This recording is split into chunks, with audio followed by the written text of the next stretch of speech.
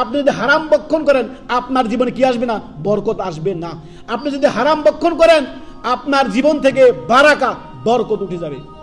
আল্লাহর রাসূল সাল্লাল্লাহু আলাইহি সাল্লাম বলেছেন, রব্বুল আলামিন পুত পবিত্র, তিনি পবিত্র ছাড়া গ্রহণ করেন না। ইন্নাল্লাহা তাইয়্যিব, আল্লাহ হচ্ছেন কি?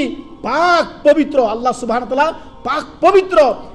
লা ইয়াকবালু ইল্লা তাইয়্যিব, আল্লাহ আপনার পবিত্র বস্তু ছাড়া কখনোই গ্রহণ করবেন না।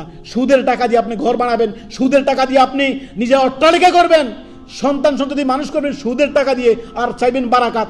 জীবনে আপনার সমাজে, আপনার পরিবারে, আপনার ঘরে, আপনার এই বিল্ডিংয়ে, আপনার এই ধন সম্পদে কখনোই বরকত আসবেন না, আর সেগুলো আল্লাহ কবুলও করবেন না। অতএব তওবা দরকার।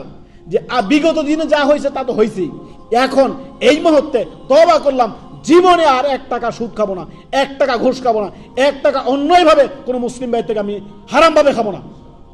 এই তো আটকা করবেন। দরকার প্রয়োজনে ভিক্ষা করে খাবেন। আপনার দরকার প্রয়োজনে একটি ছোট্ট দোকান দিয়ে চা বিস্কিট বিক্রি করে খাবেন, তারপরও 1 টাকা আপনি সুদ খাবেন না। কেন? সুদ খাচ্ছেন মানে হারবিন মিনাল্লাহি ওয়া রাসূল, আল্লাহ এবং তার রাসূলের সাথে যুদ্ধের জন্য প্রস্তুত থাকেন। আল্লাহ তাআলা বলেছেন, ইয়া আইয়ুহাল্লাযীনা আমানু লা তাকুল রিবা, সুদ খায়ও না হে ইমানদারগণ। আদাফান মুদাফাতান, চক্রবৃদ্ধি হারে সুদ খায়ও না। ওয়াত্তাকুল্লাহ, তোমরা আল্লাহকে ভয় করো। লাআল্লাকুম তুফলিহুন, সফলতা আছে হালাল ভক্ষণে, সফলতা আছে হালাল জীবন যাপনে, সফলতা আছে আল্লাহ এবং তার রাসূলের ইত্তিবা করাতে। হারামে কখনোই আপনার বরকত সফলতা নেই। আল্লাহ এবং তার রাসূলের বিরুদ্ধাচরণে কখনোই শান্তি নেই, অশান্তির আযাবের মধ্যে আপনি থাকবেন।